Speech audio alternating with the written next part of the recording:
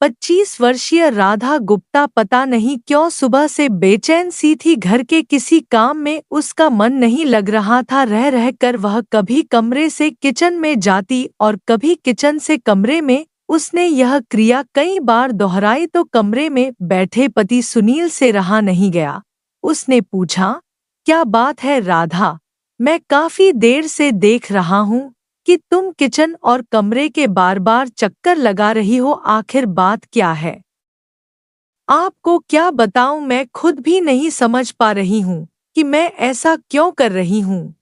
राधा ने झिझकते हुए उत्तर दिया, पता नहीं सुबह से ही मेरा मन किसी काम में नहीं लग रहा, जी भी बहुत घबरा रहा है। तबीयत तो ठीक है न तुम्हारी? पति ने पूछा। हाँ, तबीयत ठीक है। तो फिर क्या बात है, मन क्यों घबरा रहा है? कहो तो तुम्हें किसी डॉक्टर को दिखा दूं? अरे नहीं, आप परेशान मत होइए, डॉक्टर की कोई जरूरत नहीं है। अभी थोड़ी देर में भली चंगी हो जाऊंगी। मैं तो इसलिए कह रहा था कि मैं ड्यूटी पर चला जाऊंगा, फिर रात में ही घर लौटूंगा। इस बीच कुछ हो गया तो? अरे बाबा, मैं कहती हूँ मुझे कुछ नहीं होने वाला, मेरी फिक्र मत करिए। आप आराम से ड्यूटी जाइए, वैसे भी कोई बात होती है तो घर वाले हैं न मुझे संभालने के लिए। कहकर राधा कमरे से किचन की ओर चली गई। इस बार किचन से वह पूरा काम निपटा कर निकली थी। पति को खाना खिलाकर ड्यूटी भी भेज दिया। काम निपटा कर वह बिस्तर पर लेटी ही थी कि तभी उसके फोन की घंटी बज उठी। फोन उठाकर उसने देखा तो स्क्रीन पर उसके पापा जयप्रकाश गुप्ता का नंबर था। राधा ने झट से चहकते हुए कॉल रिसीव की। उस दिन राधा को अपने पिता की बातों से मायूसी महसूस हुई तो उसने उनसे इसकी वजह जाननी चाहिए। जयप्रकाश ने कहा, क्या बताऊं बेटी, मुझसे एक अनर्थ हो गया। अनर्थ? कैसा अनर्थ? राधा ने पूछा। बेटी, आवेश में आकर मैंने अपने ही हाथों फूल सी छोटी बेटी प्रिया को मौत के घाट उतार दिया। क्या प्रिया को आपने मार डाला? राधा चीखती हुई बोली। हाँ बेटी, उसकी चरित्रहीनता ने मुझे हत्यारा बना दिया। मैंने उसे सुधरने के कई मौके दिए लेकिन वह अपनी हरकतों से बाज नहीं आ रही थी और मेरे हाथों यह अनर्थ हो गया। ये क्या किया आपने पापा? मेरी बहन को मार डाला। इतना कहकर राधा ने फोन डिस्कनेक्ट कर दिया और निढाल होकर दहाड़ मारने लगी। अचानक बहू के रोने की आवाज सुनकर उसके सास-ससुर घबरा गए कि अभी तो भली चंगी किचन से अपने कमरे में गई है, फिर अचानक उसे हो क्या गया कि दहाड़ मार कर रोने लगी। वे दौड़े भागे बहू के कमरे में पहुंचे तो देखा कि बहू बिस्तर पर लेटी सिसकियां ले रही थी। दोस्तों, कहानी को पूरा सुनने के लिए आपको वीडियो में आखिरी तक बने रहना पड़ेगा और आप हमारे चैनल पर आए हैं तो प्लीज चैनल को सब्सक्राइब कर दीजिए। कहानी अच्छी लगे तो अपना एक बहुमूल्य लाइक अवश्य ही दे ताकि मुझे आपका मोटिवेशन मिले, जिससे मैं आप लोगों के लिए सच्ची घटनाओं पर आधारित हर बार क्राइम की अच्छी से अच्छी कहानी ला सकूं। तो दोस्तों, आप सभी का स्वागत है क्राइम स्टोरी विद देविका में। तो चले कहानी की ओर।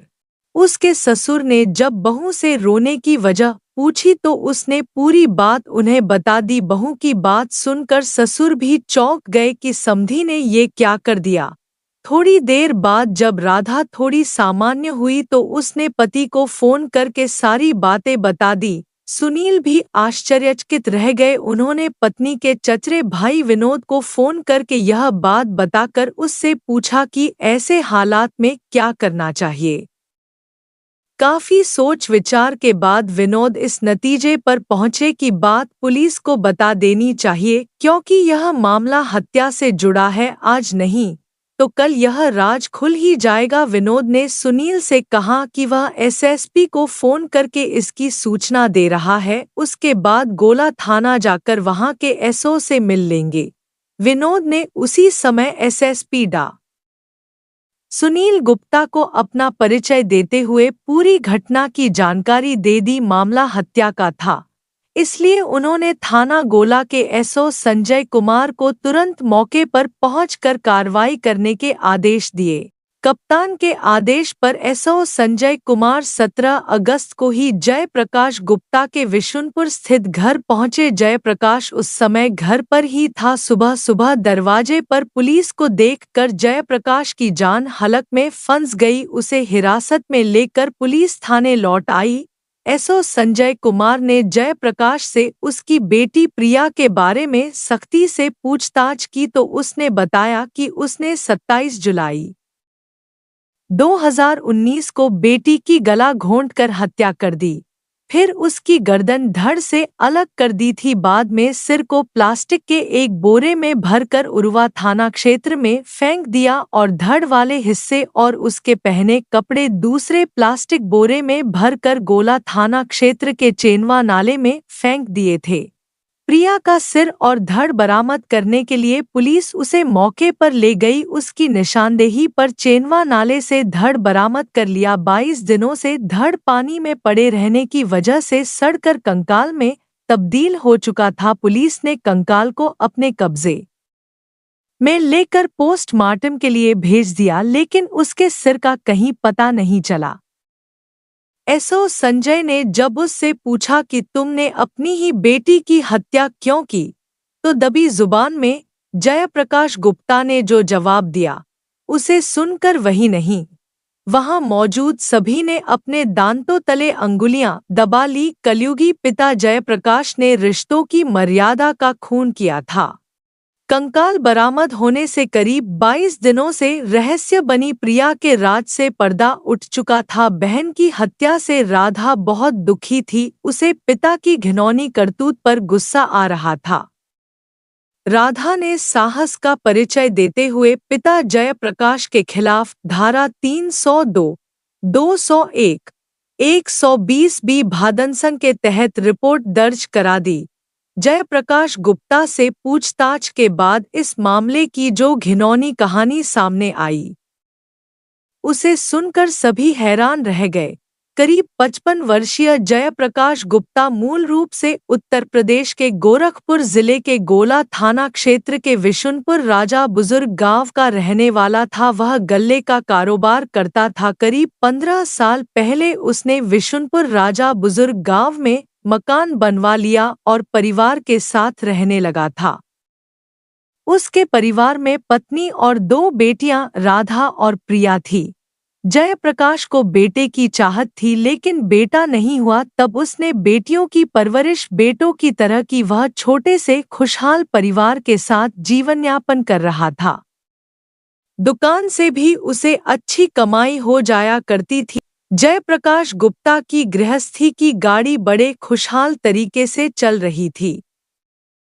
पता नहीं उसकी गृहस्थी को किसकी नजर लगी कि सब कुछ छिन्न भिन्न हो गया। बात साल 2009 की है। अचानक उसकी पत्नी की मौत हो गई। उस समय उसकी दोनों बेटियां 10 से 12 साल के बीच की थी। बेटियों की परवरिश की जिम्मेदारी जयप्रकाश पर आ गई थी। जयप्रकाश के बड़े भाई राधा और प्रिया को दिल से अपनी बेटी मानते थे और उन्हें उसी तरह दुलारते भी थे। प्रिया को तो वह बहुत ज्यादा लाड प्यार करते थे। इसी तरह दोनों बेटियों की परवरिश होती रही। बड़ी बेटी राधा शादी योग्य हो चुकी थी। राधा के सयानी होते ही जयप्रकाश के माथे पर चिंता की लकीरें उभर आईं। वह बेटी की जल्द से जल्द शादी कर देना चाहता था। उसके लिए वह लड़का देखने लगा। गोला इलाके में ही उसे एक लड़का पसंद आ गया तो जयप्रकाश ने 7 सन 2015 उसके में राधा की शादी कर दी। राधा की विदाई के बाद घर में जयप्रकाश और उसकी छोटी बेटी प्रिया ही रह गए। धीरे धीरे प्रिया भी सयानी हो चुकी थी। बात 2 साल पहले की है। प्रिया बाथरूम से नहाकर बाहर निकल रही थी। गीले बदन से उसके कपड़े चिपक गए थे। इत्तफाक से उसी समय जयप्रकाश किसी काम से घर में आया। उसकी नजर बेटी प्रिया पर पड़ी तो उसकी आंखों में एक अजीब सी चमक जाग उठी और उसके शरीर में वासना के कीड़े कुलबुलाने लगे। उस वक्त उसे प्रिया बेटी नहीं, एक औरत लगी। वह उसके तन को नोचने की सोचने लगा। इसके बाद जयप्रकाश यही सोचता रहा कि प्रिया को कब और कैसे अपनी हवस का शिकार बनाए। इसी तरह एक सप्ताह बीत गया। एक रात प्रिया जब अपने कमरे में गहरी नींद में सो रही थी, तभी जयप्रकाश दबे पांव उसके कमरे में पहुंचा और सो रही बेटी को अपनी हवस का शिकार बना लिया। पिता के कुकृत्य से प्रिया बिलबिला उठी। हवस पूरी करके जयप्रकाश ने प्रिया को धमकाया कि अगर उसने किसी से कुछ भी कहा तो अपनी जान से हाथ धो बैठेगी। पिता की धमकियों से वह बुरी तरह डर गई और अपना मुंह बंद कर लिया। उस दिन के बाद से जयप्रकाश प्रिया को अपना शिकार बनाता रहा। पिता की घिनौनी हरकतों से प्रिया बहुत दुखी थी। वह समझ नहीं पा रही थी कि अपनी पीड़ा किससे कहे। जयप्रकाश ने उस पर इतना कड़ा पहरा बैठा दिया था कि वह किसी से बात तक नहीं कर सकती थी। पिता के अत्याचार से बचने के लिए उसने घर छोड़ने का फैसला कर लिया। इंटरमीडिएट की पढ़ाई पूरी करने के बाद प्रिया गोरखपुर में अपने एक रिश्तेदार के पास रहने लगी। वहां रहते हुए वह एक मॉल में सेल्स गर्ल की नौकरी करने लगी ताकि किसी पर बोझ न बन सके और उसकी जरूरतें भी पूरी होती रहें। बेटी तो बेटी होती है। भले ही वह कुकर्मी पिता से दूर रह रही थी, लेकिन उसे पिता की यादें बराबर सताती रहती थी। इसलिए वह बीच बीच में घर आ जाती थी। वह जब भी घर आती थी, पिता उसे अपनी हवस का शिकार बनाता था। 26 जुलाई 2019 को प्रिया घर गई थी। इससे अगली रात 27 जुलाई को जयप्रकाश ने उससे संबंध बनाने की कोशिश की।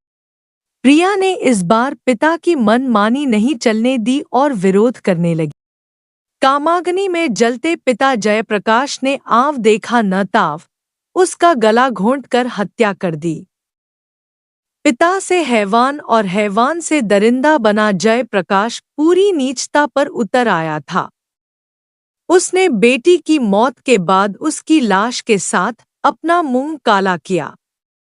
जब उसकी कामाग्नि शांत हुई तो उसे होश आया। उसकी आंखों के सामने फांसी का फंदा झूल रहा था। वह सोचने लगा कि प्रिया की लाश से कैसे छुटकारा पाए। काफी देर सोचने के बाद उसके दिमाग में एक योजना ने जन्म लिया। वह कमरे में गया और वहां से तेजधार वाला चाकू ले आया। चाकू से प्रिया का उसने सिर और धड़ अलग कर दिया। सिर उसकी इस करतूत से फर्श पर खून ही खून फैल गया।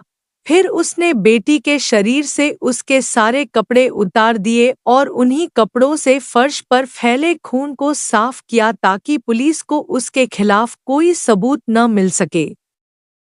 इसके बाद वह कमरे के अंदर से प्लास्टिक के सफेद रंग के 3 बोरे ले आया। उसने एक बोरे में सिर, दूसरे में धड़ और तीसरे में प्रिया के खून से सने कपड़े रखे। रात 2 बजे के करीब जयप्रकाश ने अपनी मोपेड पर तीनों बोरे लाद दिए और उन्हें ठिकाने लगाने के लिए निकल गया। सिर को उसने उरुवा थाने के अंतर्गत आने वाली एक जगह की झाड़ी में फेंक दिया। फिर धड़ और कपड़े वाले बोरों को लेकर वह वहां से गोला के चेनवा नाला पहुंचा। नाले में उसने दोनों बोरे ठिकाने लगा दिए। इसके बाद वह घर लौट आया और हाथ मुंह धोकर इत्मीनान से सो गया। पते की बात यह रही कि प्रिया के अक्सर गोरखपुर में रहने की वजह से उसके अचानक गायब होने पर किसी को शक नहीं हुआ। अब जयप्रकाश को एक बात की चिंता खाए जा रही थी कि भले ही लोग यह समझते हों कि प्रिया गोरखपुर में नौकरी कर रही है, लेकिन यह बात ज्यादा दिनों तक राज नहीं रह सकेगी। एक न एक दिन पुलिस इस हत्या से पर्दा हटा ही देगी तो वह उम्र भर जेल की चक्की पीसेगा। उसने सोचा कि क्यों न ऐसी चाल चली जाए कि सांप भी मर जाए और लाठी भी न टूटे। काफी सोच विचार करने के बाद उसने अपने दामाद पर ही साली यानी प्रिया के अपहरण का आरोप लगाने की योजना बनाई। इससे जयप्रकाश का फायदा ही फायदा था। भविष्य में वह न तो कभी प्रिया की तलाश कर सकता था और न ही उसकी हत्या का राज खुल सकता था। वक्त जयप्रकाश का बराबर साथ दे रहा था। कुछ दिन बाद जयप्रकाश ने दामाद सुनील के पिता को फोन कर प्रिया के गायब होने की सूचना दी। जीत में उसने बेटी के गायब होने के पीछे सुनील का हाथ होने का आरोप लगाया। पिता समधी का आरोप सुनकर चौंके। उन्होंने इस बारे में बेटे सुनील से बात की तो साली के अपहरण का आरोप खुद पर लगने से सुनील सन्न रह गया। उसने यह बात पत्नी राधा को बताई। राधा भी पति की बात सुनकर हैरान थी। राधा ने उसी समय पिता को फोन किया तो जयप्रकाश ने सुनील पर बेटी के अपहरण का आरोप लगाते हुए मुकदमा दर्ज कराने की धमकी देनी शुरू कर दी। पिता की बात सुनकर राधा और सुनील एकदम परेशान हो गए, जबकि वे खुद भी कई दिनों से प्रिया के मोबाइल पर संपर्क करना चाहते थे, लेकिन उसका फोन स्विच ऑफ था। बहरहाल घटना की जानकारी होने पर राधा पति सुनील के साथ 17 अगस्त को ही गांव पहुंच गई। पूछताछ में उन्होंने पुलिस को बताया कि पहले प्रिया उनसे फोन पर बातें करती रहती थी, लेकिन बाद में पिता के दबाव में उसने उनसे बात करनी बंद कर दी थी। बीते 29 मई को एक रिश्तेदार के यहाँ शादी समारोह में राधा और सुनील भी गए थे। उस समारोह में प्रिया भी आई थी। राधा ने वहीं पर प्रिया से मुलाकात के दौरान उससे पूछा कि वह उसे फोन क्यों नहीं करती, तो प्रिया ने पिता के दबाव की वजह से फोन न करने की बात कही थी। जब उसने वह वजह पूछी तो उसने कुछ नहीं बताया। इसके बाद से वह कभी कभार बहन और जीजा को फोन कर लेती थी, लेकिन पिता की हरकत के बारे में उसने उनसे कभी कोई चर्चा नहीं की थी। अगर प्रिया ने थोड़ी हिम्मत दिखाई होती तो उसे असमय मौत के आगोश में यूं ही नहीं समाना पड़ता। वह भी जिंदा होती और खुशहाल जीवन जीती। यही नहीं, मर्यादा की सारी सीमाएं लांघ चुके कलयुगी पिता को भी सलाखों के पीछे पहुंचवा सकती थी, लेकिन सामाजिक लोकलाज और डर के चलते उसने ऐसा नहीं किया, जिसकी कीमत उसे अपनी जान देकर चुकानी पड़ी। पुलिस ने जयप्रकाश गुप्ता से पूछताछ के बाद उसे कोर्ट में पेश किया, जहां से उसे जेल भेज दिया गया। कथा लिखे जाने तक जयप्रकाश जेल की सलाखों के पीछे कैद था। उसकी निशानदेही पर पुलिस हत्या में इस्तेमाल मोपेड, चाकू आदि बरामद कर चुकी थी। कथा पुलिस सूत्रों पर आधारित